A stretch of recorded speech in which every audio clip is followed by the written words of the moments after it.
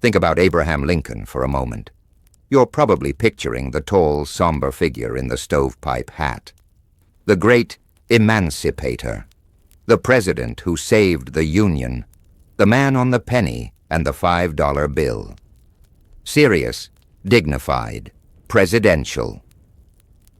Now picture this same man grabbing someone by the throat, lifting them off the ground, and slamming them into the dirt, while a crowd of frontier settlers cheers wildly.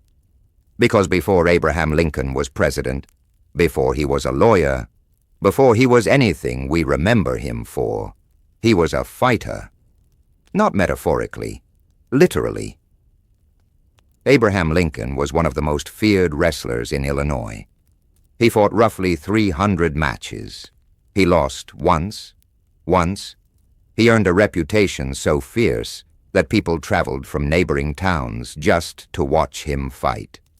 And in 1992, more than a century after his death, Abraham Lincoln was inducted into the National Wrestling Hall of Fame. The 16th President of the United States is officially recognized as one of the greatest wrestlers in American history. This is that story. The frontier fighter. Let's go back to 1831. New Salem, Illinois. It's a tiny frontier settlement of maybe 100 people. Abraham Lincoln arrives at age 22. He's 6'4" in an era when the average man is 5'7".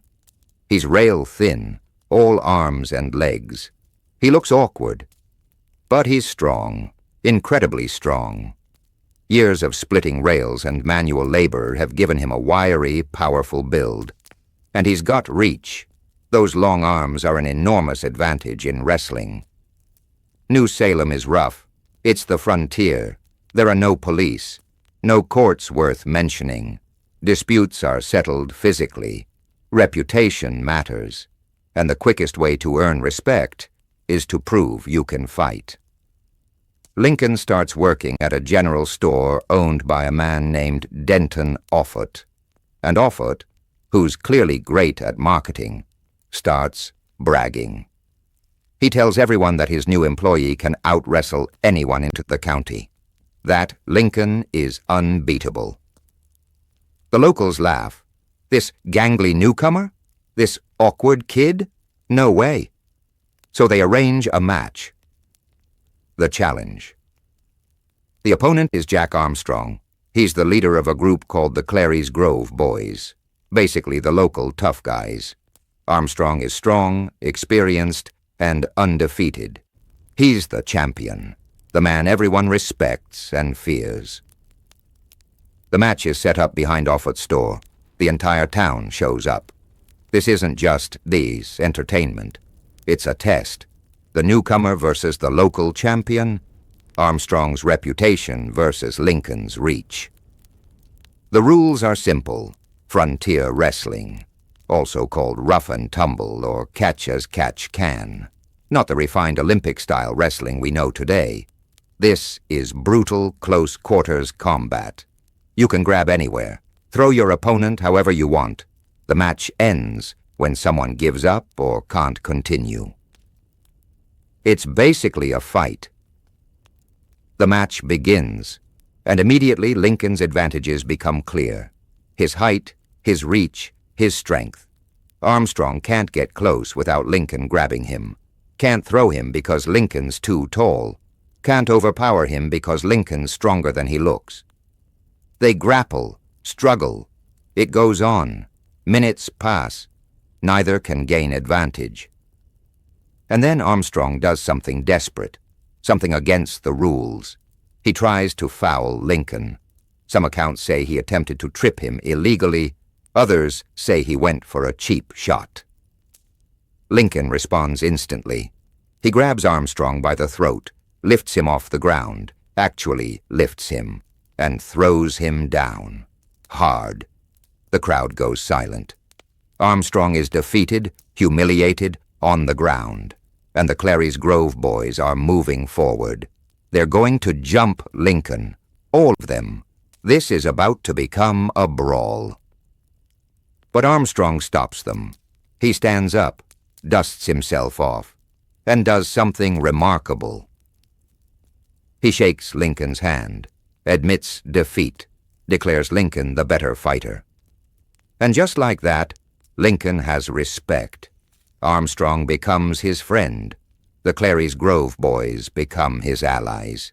The awkward newcomer is now part of the community. Because on the frontier you earn your place by proving yourself. And Lincoln just proved himself definitively. The undefeated champion. That match with Armstrong is the most famous. But it's just one of roughly 300 matches Lincoln fought over the next several years. 300. Think about that. This wasn't a hobby. This was a significant part of his life. Lincoln was fighting regularly, constantly, establishing his reputation across central Illinois. And he was winning, almost always winning.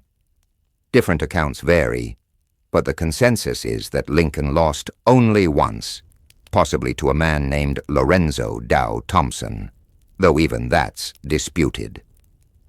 His record was essentially undefeated. Why was he so good? Several reasons. First, the physical advantages. 6'4" with long arms means incredible reach. In wrestling, reach is devastating. You can control your opponent before they can touch you. Second, strength. Lincoln's years of manual labor, splitting rails, working on riverboats, hauling cargo, had built functional, practical strength. Not gym muscles, real power. Third, intelligence. Lincoln was strategic. He studied his opponents, figured out their weaknesses, used his brain as much as his body. And fourth, maybe most importantly, he was fearless. Lincoln didn't back down, ever. Even when facing bigger opponents or groups of fighters, he stood his ground. That combination made him nearly unbeatable. Wrestling and politics. Here's where it gets interesting. Lincoln's wrestling reputation actually helped his political career. In frontier Illinois, physical courage mattered. People trusted men who could defend themselves, who wouldn't back down from a fight. Leadership and toughness were connected. Lincoln's reputation as a fighter gave him credibility.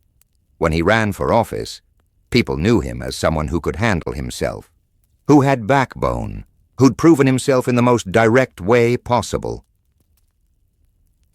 It's hard to imagine today. Can you picture a modern politician's wrestling record being a campaign asset? But in 1830s Illinois, it absolutely was. Lincoln used his wrestling fame strategically. He'd tell stories about his matches, leverage his reputation, connect with voters who valued physical courage. And it worked. His wrestling background helped him win elections, helped him build alliances, helped him navigate the rough-and-tumble world of frontier politics. The man who'd throw Jack Armstrong to the ground would eventually navigate Congress, lead the nation through civil war, free the slaves. But first, he had to prove he could win a fight. The only loss. So, what about that one loss? If Lincoln was so dominant, how did he lose? The details are murky. Most accounts point to Lorenzo Dow Thompson, who allegedly defeated Lincoln in a match. But even this is disputed. Some historians think it didn't happen. Others think it was a draw that Lincoln counted as a loss. The truth? We don't really know. Records from frontier wrestling matches weren't exactly comprehensive. Most of what we know comes from second-hand accounts, memories, and legends. But here's what matters. Lincoln himself apparently acknowledged at least one defeat. He didn't claim to be undefeated. He was honest about it, which somehow makes him even more impressive. The nearly undefeated champion who admits when he loses. The fighter who doesn't need to protect his ego. That's the Lincoln we recognize. Honest Abe, even about wrestling. The Hall of Fame. Fast forward to 1992. The National Wrestling Hall of Fame is reviewing historical candidates, and someone brings up Abraham Lincoln. At first, it probably seems absurd. The president? Really? But then they look at the records, the accounts, the documented matches, the reputation, and they realize Lincoln legitimately deserves it. By any measure, win record, influence on the sport, historical significance, he qualifies. So they induct him. Abraham Lincoln officially becomes a member of the National Wrestling Hall of Fame. It's an honor he shares with Olympic champions and professional legends. The 16th president stands alongside the greatest wrestlers in American history. And it's not symbolic. It's not honorary. Lincoln earned it. He was genuinely, legitimately, one of the best wrestlers of his era. How many presidents can say that? What wrestling reveals. Lincoln's wrestling career tells us something important about who he was. This wasn't just youthful sport. It shaped his character. Wrestling taught him courage, how to face stronger opponents, how to handle fear and pain, how to get back up when knocked down. It taught him strategy, how to analyze opponents, find weaknesses, use his advantages, think several moves ahead. It taught him respect, how to earn it, how to give it, how to turn enemies into allies like he did with Jack Armstrong. And it taught him humility. That one loss, whatever it was, reminded him he wasn't invincible, that even the best can be beaten. These lessons carried through his entire life. The wrestler who faced Jack Armstrong became the president who faced a divided nation. The fighter who refused to back down became the leader who held the Union together. The connection isn't metaphorical. Wrestling actually prepared Lincoln for leadership. The final round. Today we remember Lincoln for the big things: the Emancipation Proclamation, the Gettysburg Address, winning the Civil War, leading the nation through its darkest hour. But before all that, he was a fighter, literally, a 6'4" frontier wrestler who threw people to the ground and almost never lost. That man, the wrestler, became the president. The fighter became the statesman. The frontier brawler became the great emancipator. And somehow that makes sense, because the qualities that made Lincoln a great wrestler, courage, strategy, resilience, humility, are the same qualities that made him a great president. He learned them in the dirt behind a general store in New Salem, Illinois, grappling with farmers and laborers, earning respect one match at a time. 300 fights, one loss, one extraordinary legacy. Abraham Lincoln, president, emancipator, legend, and Hall of Fame wrestler. Next time you look at that $5 bill, remember, the serious face looking back at you once grabbed a man by the throat and threw him to the ground. And the crowd went wild